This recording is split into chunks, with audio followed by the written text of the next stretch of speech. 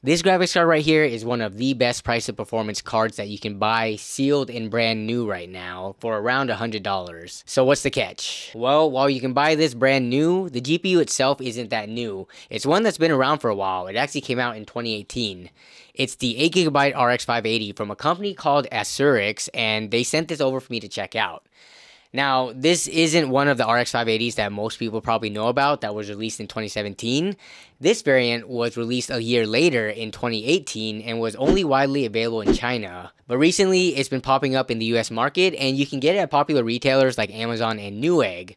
When I first saw it, it was going for $100, but I think due to the popularity, the price has slowly been increasing to around $120 as of me recording this video, which is still pretty cheap considering the limited options there are at this price point. Now, as I said, this isn't a standard 8GB RX 580, this is actually a cut down variant, and it'll perform a bit less than the full version, but that doesn't mean it's a bad card at all. The RX 580 was a very popular card when it first released, and it can still pull its own weight today in modern games, at appropriate settings of course. This is one of the best cheap cards that you can buy in new condition right now because no other new cards that matches its performance can be found for this cheap in the US market. The GTX 1650 performs a bit worse and comes in at around $160 or $170 brand new. The GTX 1650 Super is the closest competition, but those are up around the $180, $190, even up to $200 mark. And even the super weak GTX 1630, which is supposed to be cheap, still starts around $140. On AMD's side of things, the RX 5500 XT is about equivalent, but costs around $170-ish. And the RX 6400 is a newer card, but performs worse and costs more at $150. So yeah, there's not many viable options for brand new cards in the lower segment closer to $100. Now, when I initially found out about these, my first question was, are these even new? Where did all these chips come from to make these? Are these like ex-mining cards that were repurposed with brand new PCBs, coolers, and like capacitors? So I emailed Asurix asking that exact question, and the response I got was that these are brand new cards made with completely brand new components and chips. Nothing is used or recycled. So that sounds good and all, but instead of blindly taking their word for it, I took it apart, and based on what I saw, these are indeed new. I'll have detailed shots of it shown on screen as well as high resolution photos in the video description for people who are interested to check out. I'm going to be honest though, I'm not super well versed when it comes to PCB design and analysis, so if some of you smarter people out there find anything interesting in the photos, be sure to let us all know down in the comments. What I was most curious about is how does this perform compared to the common 8GB RX 580 that most people here in the States are familiar with. So the first thing I had to do was find one, and considering how old it is now, the only way to get one brand new was from third-party sellers who were charging stupid high prices for them. So I looked in the used market and was able to pick one up for a pretty good price actually. I documented the pickup, and you can check out that video by clicking the card above or the link in the video description. The card I got was the 8GB MSI Armor OC, which is one of the more entry-level models. So let's take a quick look at their specs side by side. Here's what we have for each card in GPU-Z. First thing you may notice is the name. The Asurix card is designated by the 2048 SP, which on its Amazon listing is also present, and that is to denote the number of stream processors this card has, which is less than its fuller counterpart that has 2304.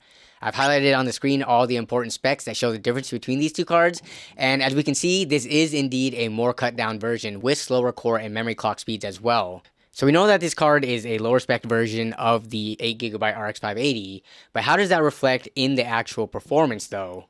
Well, to find out, I tested these two cards side by side. I took a look at 4 synthetic benchmarks and 10 games to give you a good idea of the performance difference. I tested in 1080p because that's definitely the target resolution for this class and price of card in this day and age. And I chose settings that I think people would want to play at, finding, kind of a good balance between graphics quality and FPS. The test system I used was very overkill in order to force the bottleneck into these GPUs. I used the Ryzen 7 5800X3D for the CPU and 32GB of Team Group Extreme memory at 4000 CL18.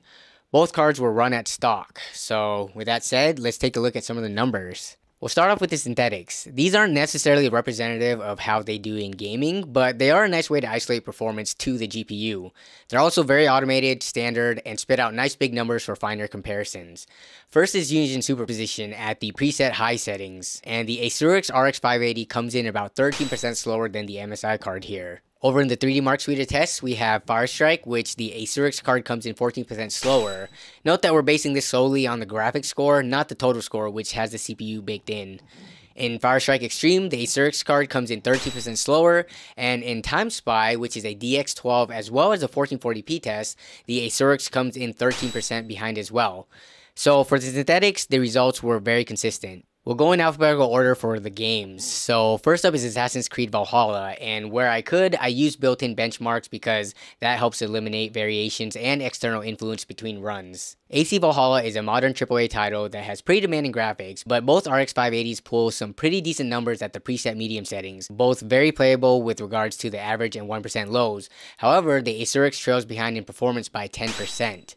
In Borderlands 3, at the preset medium settings, the Asurix comes in 11% slower, but even so, both cards were putting up good numbers for how inexpensive they are. In the newest Call of Duty Modern Warfare 2, running at the balanced preset with no resolution scaling, both cards average 60 FPS or higher, which I think is pretty dang good given how new of a AAA title this is, though we see here that the Asurix card is 10% slower. In Cyberpunk 2077, an absolute nightmare of a game for older and budget-oriented hardware, I had the graphic settings at the low preset with low textures, and this preset by default sets FSR 2.1 to auto, which helps with the performance.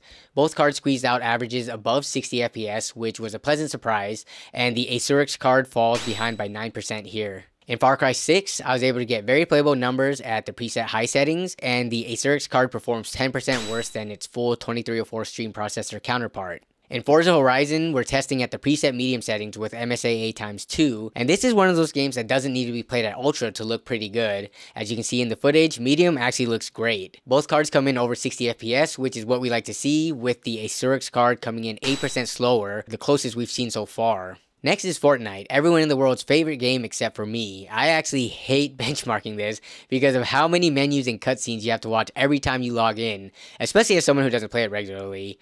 The numbers here are really good. I didn't have to turn it down to performance mode or anything like that. I was able to set it to DX12 at the preset medium settings, and I cranked the resolution scale up to the full 100% for a true 1080p. Both cards were well above 60 FPS, and as we've been seeing, the Asurix card performs worse, this time by 13%.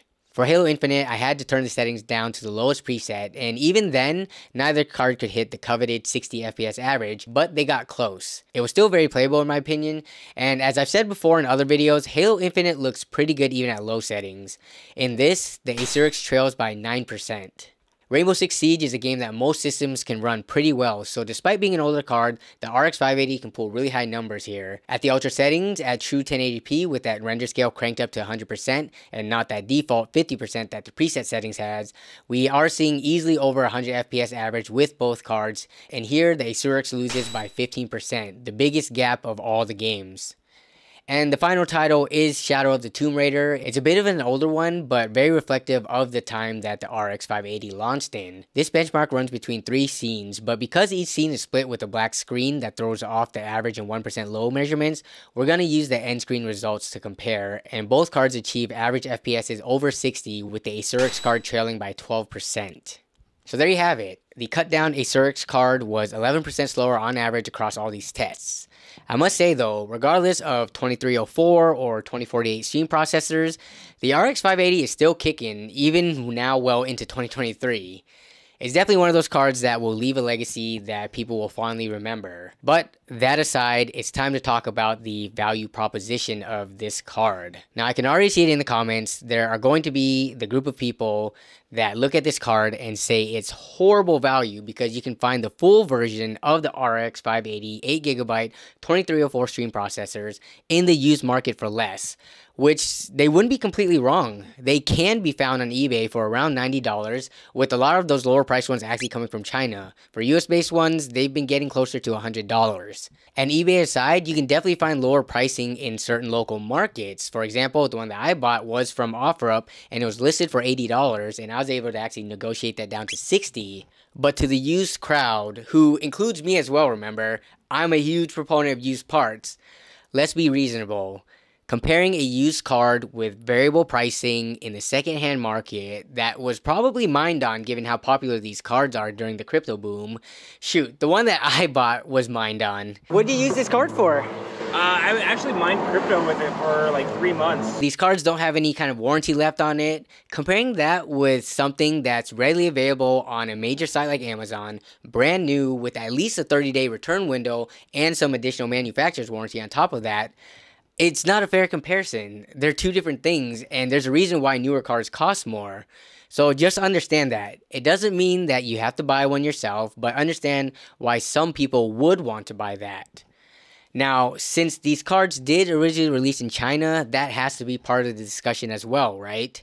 So if we go over to AliExpress, we can see that there are similar cards to this, the RX 580 8GB with 2048 stream processors, and those are going for around $80 to $90. So it does cost less there, but this isn't anything new. There's always been the same products available from both AliExpress and Amazon. They actually, for the most part, all come from China anyways, and people drop ship them to the US and mark up the price because Amazon customer service attached to it and faster shipping speeds is something that customers are willing to pay for. Getting something from AliExpress takes a lot longer from my own personal experience, anywhere from like 3 to 4 weeks, whereas Amazon will get it to you in most cases in 2 to 3 days.